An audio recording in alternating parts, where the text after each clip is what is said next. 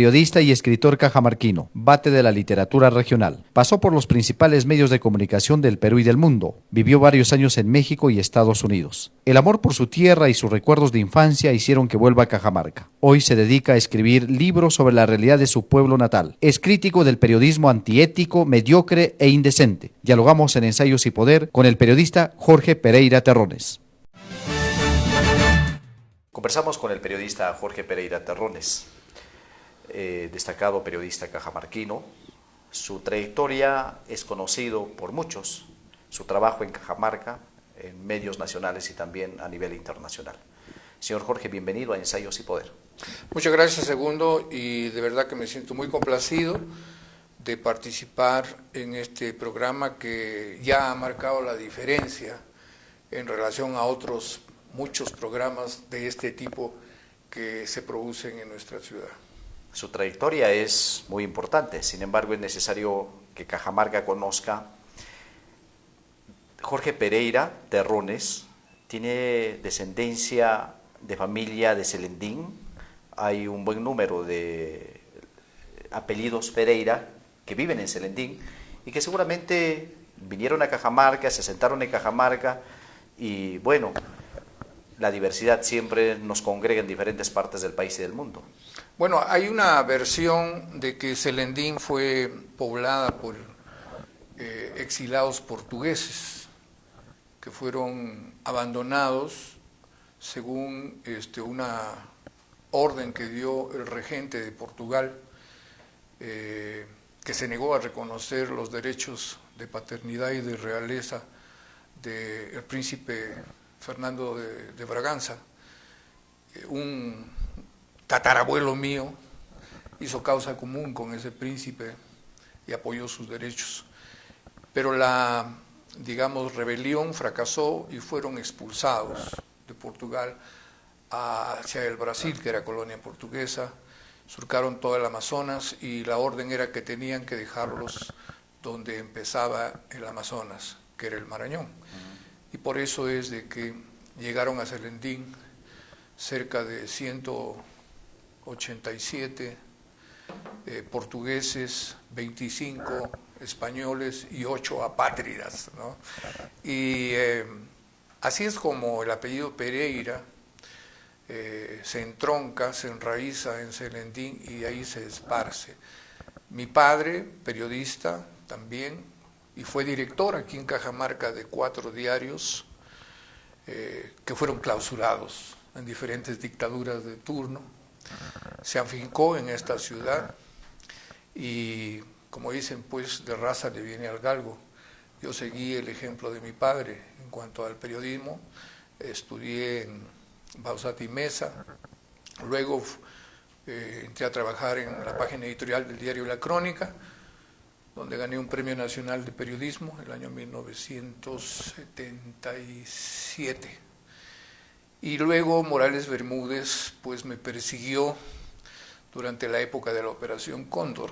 O sea, a mí me iban a matar, me iban a asesinar los esbirros de Morales Bermúdez.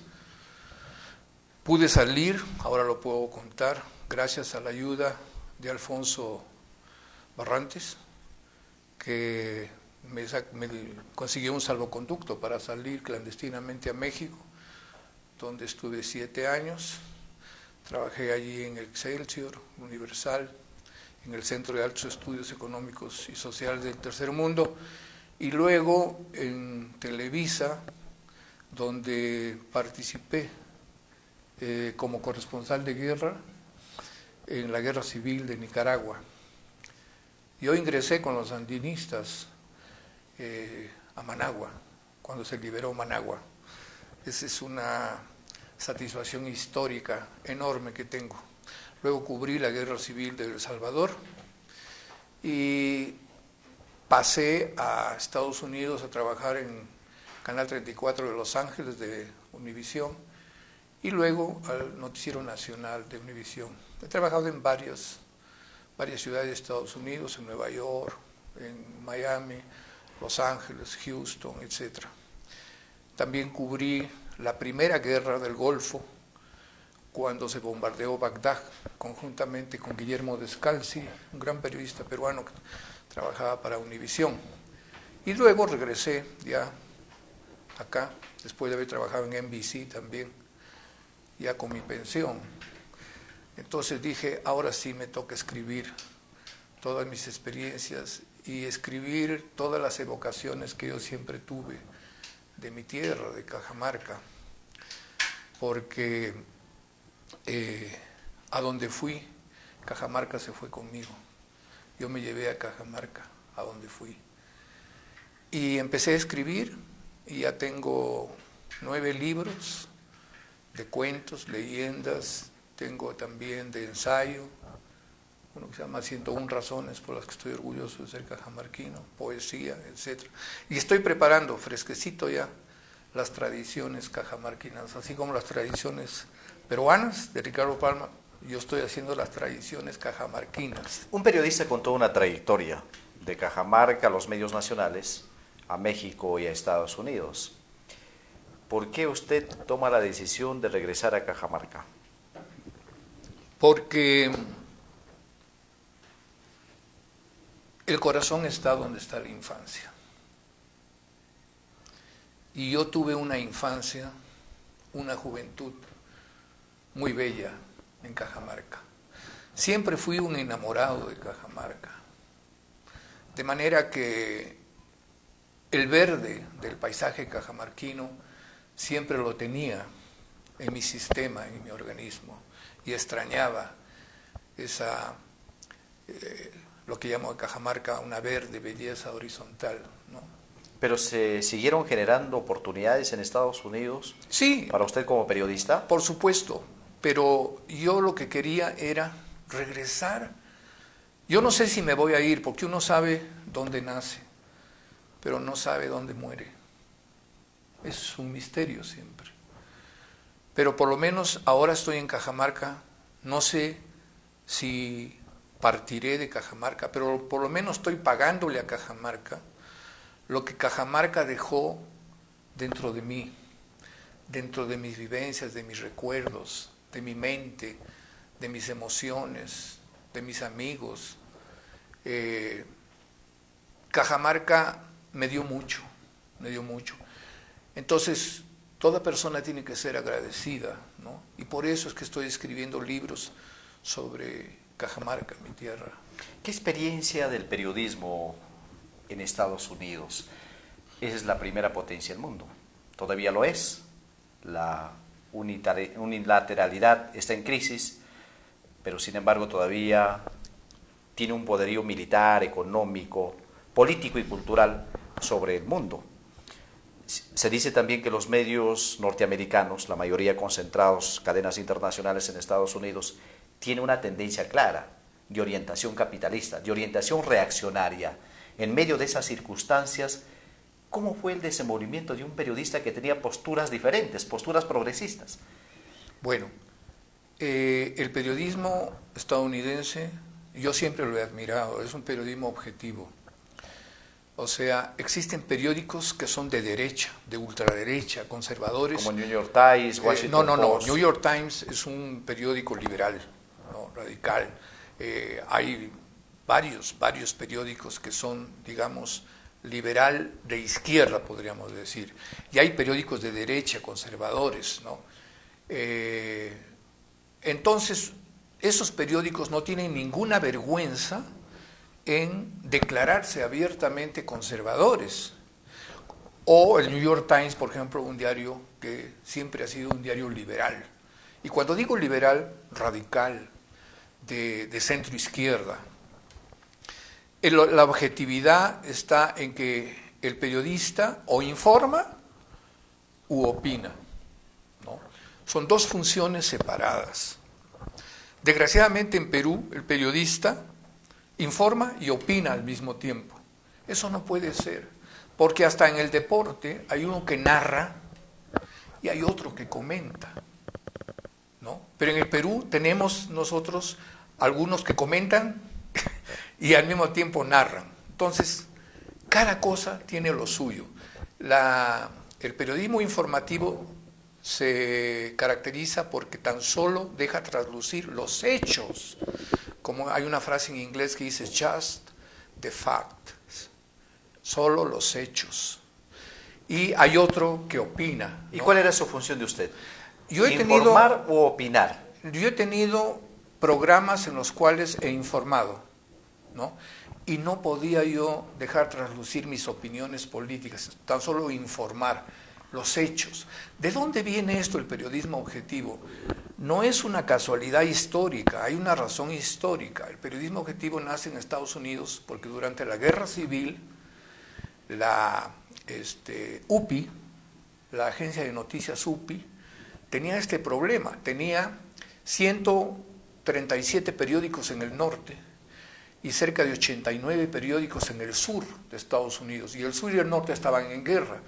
Entonces tenía que informar, digamos, a dos bandos que estaban en guerra, y no podían opinar, ¿no? Porque podría molestar al otro o viceversa. Entonces el presidente de UPI en esa época dijo, just the facts. De ahí viene la frase, just the facts, el periodismo objetivo. Tan solo digan exactamente los hechos, sin opinar. Y así es como UPI logró capear, ¿no? Salió del problema de informar a los dos bandos en pugna. Complicado generar mayor cobertura en un espacio donde las principales cadenas de televisión, medios escritos y los medios virtuales están orientados directamente para ingresar al cerebro de la población. Por ejemplo, CNN, estamos hablando de medios escritos o medios virtuales que tienen poder en el mundo y que hay una cercanía con la BBC de Londres o con el diario El Mundo, El Confidencial de diferentes países del mundo. Es decir, la concentración mediática todavía está en poder del capital. Mira, cuando yo estuve... ¿Cómo actuar en esas circunstancias? Cuando yo estuve en Estados Unidos todavía existía una diferenciación, una división entre medios progresistas y medios conservadores. Por ejemplo, CNN era un medio muy progresista, lo mismo que el New York Times, Los Angeles Times, etc. Y existían medios muy conservadores, como Fox, la cadena Fox, ¿no? De Murdoch, el Washington Post, etc. Pero en la actualidad puedo decirte de que hay una uniformidad, desgraciadamente. ¿Qué pasó en el mundo? CNN se ha vuelto un medio conservador. El New York Times está en esa lucha interna, ¿no? Hay muchas presiones. Acuérdate que después de lo de las torres, el derribamiento de las Torres Gemelas, con la ley Patriot, ¿no? Bush, el alcohólico de Bush, lo primero que hizo fue presionar a la prensa de Estados Unidos y prácticamente les dijo que eran traidores si es que no se ponían al servicio del gobierno de Estados Unidos. Y la prensa, los medios en Estados Unidos siempre han sido un elemento de equilibrio, de balance con el poder. Pero a partir de la ley patriota, ¿no? Es que ahí han ido claudicando poco a poco las grandes cadenas noticiosas de Estados Unidos. Y en la actualidad yo lo que noto es un discurso monocorde. Por ejemplo, jamás ibas hace unos 10 años a tener pues a la CNN en un papel de soplón. En un papelón, lo que está papelón haciendo en este momento en Venezuela. Exactamente, en Venezuela. Y mentirosos, además, que fabrican noticias falsas, ¿no? Y eso me da a mí vergüenza de haber trabajado en CNN y de cómo ha devenido CNN en una cadena totalmente inmoral. Pero hace algunos meses usted estuvo en Estados Unidos y fue entrevistado en CNN. Claro. ¿Pudo conversar con sus compañeros Mis de compañeros, trabajo? yo le dije, por ¿Qué ejemplo, le dijeron? a Guillermo Arduino, el que me entrevistó en CNN, le dije, Guillermo, ¿qué pasó con la cadena? ¿Qué pasó con CNN? ¿Por qué? ¿Por qué ese giro, ese cambiazo? ¿Y qué quieres?, me dijo. Los cubanos, los anticastristas de Miami, los financistas se han apoderado en gran parte de la cadena, la parte de CNN en español. Y ellos son los que mandan ahora.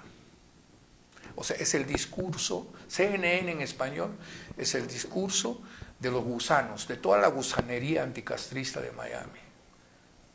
En Ellos este son momento, en varios países de Latinoamérica hay un debate sobre la presencia de los medios de comunicación. Rafael Correa fue contundente que los medios de comunicación tienen que informar, sí, con libertad, sí, pero con la verdad.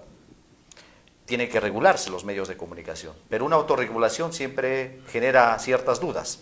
Es que tiene que haber una Venezuela, información con responsabilidad. En Venezuela las condiciones son sumamente complicadas en este momento porque, si bien es cierto, se dice en los medios reaccionarios que hay limitación de la libertad de prensa, sin embargo, quienes más informan de cuestiones hasta falsas son los medios de la oposición. De la oposición. El 90% ¿no? de los medios de comunicación en Venezuela son de la oposición. Hay un debate en este momento sobre cuál es la dirección que debe tomar los medios de comunicación. Usted, como un periodista de experiencia, con trayectoria importante en diferentes países del mundo, ¿qué sugeriría? ¿Qué queremos de los medios de comunicación en el mundo?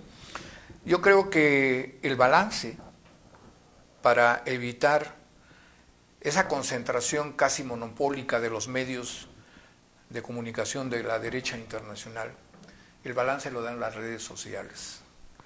Gracias a que existen las redes sociales, es que nosotros podemos ver la otra cara de la luna, porque desgraciadamente los medios de la derecha internacional solo nos presentan la cara visible de la luna. Pero siguen teniendo poder. Claro que sí. Bastante poder todavía. Pero tenemos que agradecer que existan las redes sociales, y las redes sociales nos dan al segundo, ¿no? Con la inmediatez de un segundo, lo que sucede en cualquier parte del mundo, y nos dan la versión alternativa, ¿no? De lo que pasa en un país o en el mundo. Gracias a eso es que hemos podido ver esas enormes concentraciones chavistas, por ejemplo, ¿no? En contrapartida a las marchas de la oposición venezolana, donde se ve 1,5 millones de chavistas que llenan las avenidas, y eso nunca lo saca CNN, nunca lo sacan los periódicos de la oposición de Venezuela, nunca lo sacan los periódicos de la derecha peruana, ni una sola foto, pero sí lo vemos en las redes sociales, ¿me entiendes? ¿Qué es lo que ha pasado con el periodista? Kapuscinski decía lo siguiente: los cínicos no sirven para este oficio. Para ser un buen periodista hay que ser una buena persona, decía también Kapuscinski. Y desgraciadamente los pícaros, ¿no? Los hipócritas no sirven para ser periodistas, los mermeleros, ¿no? Entonces, ser periodista quizás es el oficio más peligroso del mundo, el ser periodista. A diario vemos nosotros cómo matan periodistas en México, cómo matan periodistas en América Latina, ¿no? Aquí mismo en el Perú también. Es el oficio más peligroso del mundo. Pero también están los otros, aquellos que viven una vida holgada, muelle, licenciosa, y que son cebados por el poder, ¿no? Y hemos salido de lo que recomendaba también Kapuscinski, ¿no? Hay que joder al poder. Esa es la función del periodista. Tiene que joder al poder. Esa es su función. Pero partiendo de la realidad. De la realidad. O hay que joder al poder, no joder, cerrado los ojos, hay y haciendo un periodismo fantasioso. Sin mentiras, ¿no? La verdad antes que todo. Como dice la Biblia, solo la verdad nos hará libres. Y esa frase de la Biblia es cierta. Solo la verdad nos hará libres. Además, dicen que la mentira tiene patas cortas. Cuando la derecha saca sus informes tergiversados, sus medias verdades o falsas, ¿no? De inmediato la gente se da cuenta que es una fabricación, ¿no? Porque la mentira tiene patas cortas.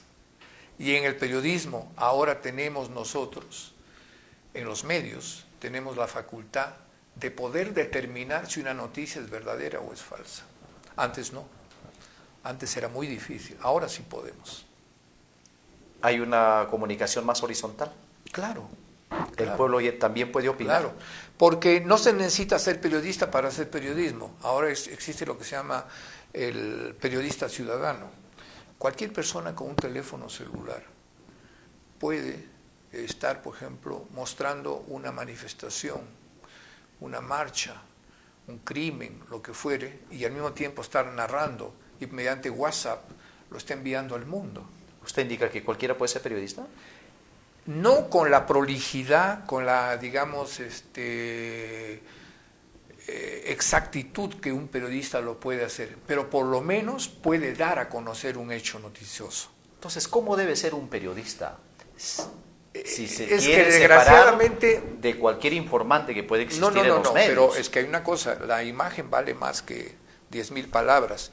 Yo creo que si en ese lugar hay un hecho noticioso y no hay un periodista, alguien tiene que hacer ese trabajo. Alguien tiene que informarle a los demás, ¿no? La primera razón es informar, ¿no? Ya después el periodista se encargará de tamizar esa información, de sistematizarlo y todo, pero burdamente hay un incendio y no hay un periodista, pero hay una persona que está captando ese incendio con su teléfono celular y que además está narrando. También hemos visto periodistas que están en el África, están en Siria y no tienen, por ejemplo, un equipo de vía satélite para enviar sus reportes y lo están enviando mediante teléfono, ¿no? Lo que está sucediendo en esas zonas. Entonces, la tecnología está cambiando y está cambiando el periodismo. Ahora, ¿quién es periodista? Hay una seria discrepancia que periodista es tan solo aquel que egresa de la universidad. Una escuela que te forme en función a la carrera y otros que se han formado en función también a la práctica permanente. Ejemplo, Gabriel García Márquez no fue periodista, profesional egresado de universidad, pero sí un distinguido comunicador y periodista a nivel internacional. Trabajó muchísimos años antes de hacerse famoso en el periodismo. O si estamos hablando en el Perú, César Hildebrand o Álvarez Rodríguez, y lo mismo Rosa María Palacios y otros periodistas. Mario Vargas Llosa. O Mario Vargas Llosa, claro. de una talla internacional. César Hildebrand estudió química. Nunca estudió periodismo, pero es un tremendo periodista. Entonces, ¿quién debe ser periodista? Bueno, yo tengo una frase que dice, el periodista no solo debe nacer, debe hacerse también. Porque no basta nacer, hay que formarse en una escuela de periodismo, en una universidad.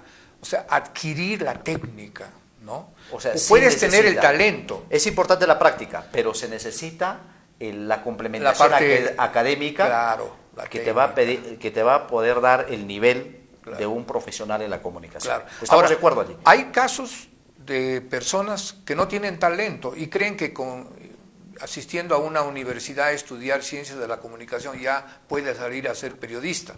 Hay una frase, por ejemplo, que dice, y esto pertenece a la época de la Edad Media en España, ¿no? Que dice, Salamanca era la mayor universidad, la más grande universidad de España en esa época. Y la frase dice, lo que Salamanca no da, Natura no presta. O sea, no basta pasar por Salamanca, pues, ¿no? Porque puede ser que Salamanca no pase por uno. Entonces, no es suficiente pisar una universidad, un instituto de periodismo ya para ser periodista, si no tiene el talento, si no sabes redactar, si no, digamos, desde niño has sentido ese amor, esa inclinación por la literatura. Hay que redactar bien, escribir bien, porque no se trata tan solo de escribir como se pueda, ¿no? Al machetazo. Aquí tenemos varios casos de algunas personas que se autodenominan periodistas y si no rebuznan es porque Dios es grande, ¿no? Pero creo que hay que estudiar y hay que tener talento. Las dos cosas se requieren. La responsabilidad del periodista es la formación permanente. Nunca termina de formarse e investigar. La lectura debe ser permanente. Eso le va a dar nivel. Aunque la lectura es peligrosa, según los fujimoristas.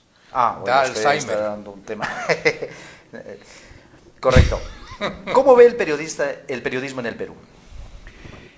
Te digo de que el gran error, el gran pecado del periodismo y del periodista en el Perú es haber unido a dos cosas que deben marchar por sendas diferentes. Es como si tuviéramos al doctor Jekyll y a Hyde, ¿no?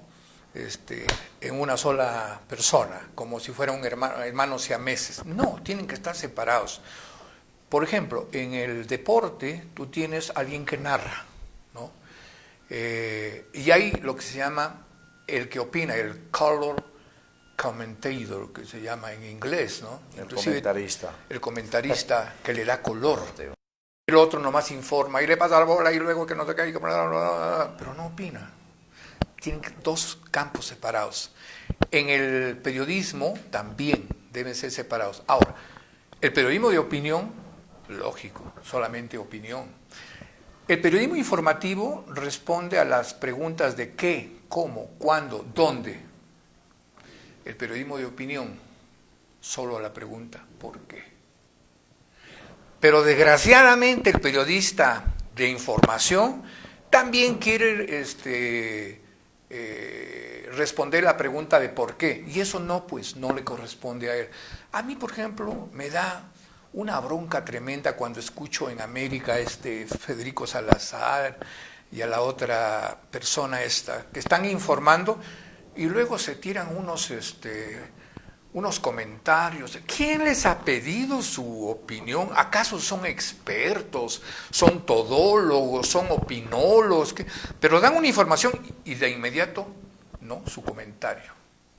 Eso es asqueroso. Por la ridiculez que hace Magali Medina en las mañanas. Claro. Entonces, desgraciadamente, y lo llamamos con toda razón, existe la televisión basura, pues aquí, que no es solo en esos programitas que están hechos para retrasados mentales, ¿no?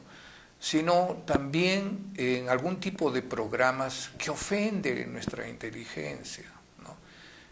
Lo que tú hablabas de Magali Medina, Federico Salazar, etcétera, etcétera, que se supone que están informando y de inmediato opinan. Un periodista de Estados Unidos se reiría en sus barbas si es que ve una cosa como esa, ¿no? Pero acá, pues... Usted siempre ha sido crítico a la concentración mediática en el Perú. Bueno, digámoslo con su nombre, ¿no? El comercio.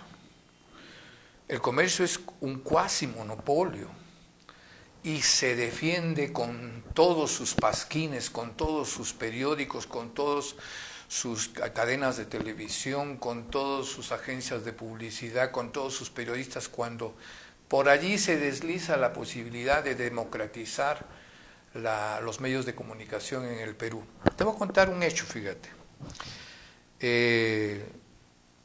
El comercio criticó muchísimo a Cristina de Kirchner, la expresidenta de Argentina, porque trató de democratizar los medios de comunicación en Argentina y dijo, por ejemplo, aquellos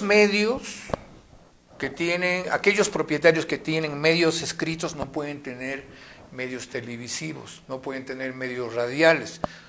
Si estás en los medios y puedes tener tan solo medios escritos, pero de ninguna manera televisoras ni radios.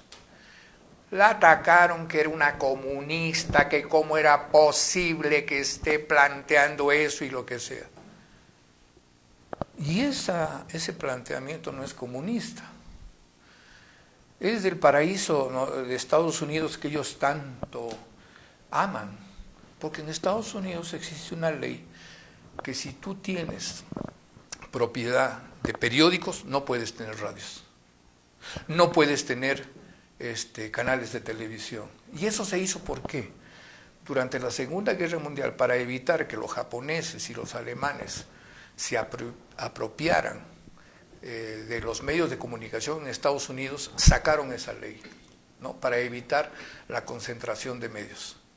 Entonces lo que estaba haciendo Cristina de Kirchner era precisamente llevar a la práctica una ley que tenía vigencia en Estados Unidos, pero el comercio pues dijo que era comunista y que por acá. Naturalmente, si tú tienes a un sector de medios tan concentrados como el comercio, ¿Te imaginas? Ahí el dueño, el miro que estaba más alto, es el que decide qué es lo que te vamos a leer, qué es lo que vamos a escuchar, qué es lo que vamos a ver. Una persona decide lo que millones de peruanos necesitamos saber. ¿Es eso democracia? Ese cuestionamiento. Sin embargo, en medio de toda esa maraña de medios de comunicación tan grandes que intentan dominar el mundo, que intentan dominar naciones, también hay periodistas progresistas. O podemos decir periodistas independientes, no sé si es el buen término, aunque no hay periodistas independientes. No. Siempre uno tiene su corazoncito. Lógico, en Perú tenemos a César Hildebrand. Hildebrand fue sacado de varios medios de comunicación, de la radio, de la televisión, de periódicos. Ahora tiene su propio semanario, muy reducido, ¿verdad? Llega Pero tiene gran influencia. Tiene Todos lo citan, ¿no? Pero le tienen un miedo de que regrese a la televisión. ¿Te imaginas si Hildebrand regresara a la televisión? Todos estos ídolos de barro, pues, se derrumbarían, ¿no? ¿Se avisora un cambio en el periodismo en el Perú? ¿O usted ve muy lejano no, esa porque, posibilidad? por ejemplo, los fujimoristas hace poco estaban sacando un proyecto de ley, ¿no?, para controlar de una manera determinada a los medios de comunicación, pero en su beneficio, porque les dieron con palo, pues, todos los medios a ellos, ¿no? Aunque, claro, estuvieron alineados detrás de PPK. Se alinearon para un sector de la derecha, pero combatieron a otro sector de la derecha, que son los fujimoristas. Entonces, con la sangre en el ojo, los fujimoristas ahora quieren sacar una ley para poder controlar a su conveniencia los medios de comunicación. Espero que no fructifique esa actitud de los fujimoristas. ¿Cómo ve el periodismo en Cajamarca? Cajamarca ha tenido un periodismo de lujo. Si tú, por ejemplo, revisas los periódicos del 70 para atrás, te vas a dar cuenta de las plumas tan brillantes que han habido en periodistas cajamarquinos. Desgraciadamente han llegado atraídos por el oro de Yanacocha, así como el oro de California atrajo prostitutas, pistoleros, jugadores de cartas y todo eso. El oro de Yanacocha atrajo pues a estos pelafustanes, pseudoperiodistas, ¿no?, alquilados a Yanacocha, que se dedicaron a hacer periodismo, entre comillas, pero al estilo del periodismo chicha, de ese periodismo que creó pues Montesinos, ¿no?, y que servía más para insultar que para informar. Y esos son los pseudo periodistas que desgraciadamente han envenenado la mente de una gran cantidad de cajamarquinos, ¿no? Porque tú puedes emborrachar a una persona, pero al día siguiente se le quita la borrachera. Pero estos desgraciados destruyen las neuronas de los cajamarquinos, estos pseudo periodistas, y son mermeleros. O sea, Yanacocha desgraciadamente se reúne y recluta lo peor, la gente de más baja estofa. ¿A quién usted llama mermeleros del periodismo? Aquellos que reciben la mermelada, por ejemplo, les envían su chequecito o en efectivo a su casa, porque ni siquiera se acercan a las oficinas de Yanacocha. Les llega su chequecito, ¿no? El mismo Bardales pues les enviaba su cheque o en efectivo a estos sujetos que los conocemos perfectamente quiénes son, ¿no? Y que durante toda la gestión de Bardales pues vivieron a cuerpo de rey, ¿no? Entonces, ese tipo de periodismo es al que le llaman mermelero, ¿no? Un periodismo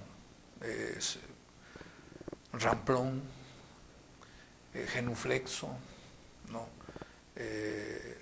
Inculto, grosero, y no hay nada que aprender de ellos. ¿Hay esperanza Claro, en un por periodismo supuesto, nuevo? las nuevas generaciones, los jóvenes. los jóvenes que Hay están muchos jóvenes que están también en medios. estudiando en la UPN, que estudian a las peruanas, que estudian en otros lugares, ¿no? De aquí de Cajamarca, es la nueva sangre. Aquí se requiere un trabajo como el de Hércules, cuando dentro de sus 7 tareas que le encargaron a Hércules, una de ellas fue limpiar los establos del rey Augías. Eran unos establos que no se habían limpiado en 10 años. ¿Se imagina todo el estiércol que había ahí en esos establos? Entonces Hércules no le quedó más remedio que desviar un río para poder limpiar los establos del rey Augías, y ese río se llevó toda la podredumbre, todo el estiércol, ¿no?, que había en esos establos. Aquí necesitamos algo así. El río sería el conocimiento. El río sería el río San Lucas, si lo podemos nosotros. Pero el conocimiento siempre Claro. va a derrotar a la mediocridad. Claro. Estamos absolutamente seguros. Esta nueva ¿no? sangre es el río, ¿no?, que va a limpiar de todos estos pelafustanes, de estos mermeleros, de estos pseudo periodistas, que, digamos, en vez de estar de pseudo periodistas acá, yo no sé por obra y gracia de qué, están de periodistas, cuando podrían estar barriendo las calles de sus ciudades de origen, ¿no?, porque ni siquiera son cajamarquinos. Hay, por ejemplo, periodistas que no son de Cajamarca y que se han, digamos, preocupado por Cajamarca, que siempre están pendientes de lo que ocurre en Cajamarca, de los personajes de Cajamarca ilustres. El caso tuyo, por ejemplo, has empezado a entrevistar a grandes personajes de Cajamarca, como una última entrevista que vi que le hiciste fue a don Andrés Ceballos, ¿no?, y así por el estilo. Pero es un periodismo limpio, ¿no? No es un periodismo de albañal, de desagüe. Entonces, esta nueva generación creo que va a limpiar estos desagües. Usted ha sido muy confrontacional con varios periodistas en Cajamarca. Por supuesto, porque me duele, pues, yo he conocido el periodismo de antes, y me duele que estos canallas, estos pícaros, se hayan apoderado del periodismo en Cajamarca. O sea, han convertido el periodismo en la más grande industria, ¿no? Y son extorsionadores, extorsionan a políticos, a autoridades, a empresarios, a personas comunes y corrientes que no tienen un medio para poder defenderse. Conmigo no se meten porque saben que yo tengo mi medio y les digo samba canuta, ¿no? Y han han mordido el polvo de la derrota, muchos de ellos que han osado, se han atrevido a meterse conmigo, ¿no? Entonces son cobardes, son cobardes. Para ir finalizando, ¿qué función están cumpliendo los gremios periodísticos en Cajamarca? Tenemos el Colegio de Periodistas, la Asociación Nacional de Periodistas, la Federación de Periodistas, tenemos el Círculo de Comunicadores Sociales.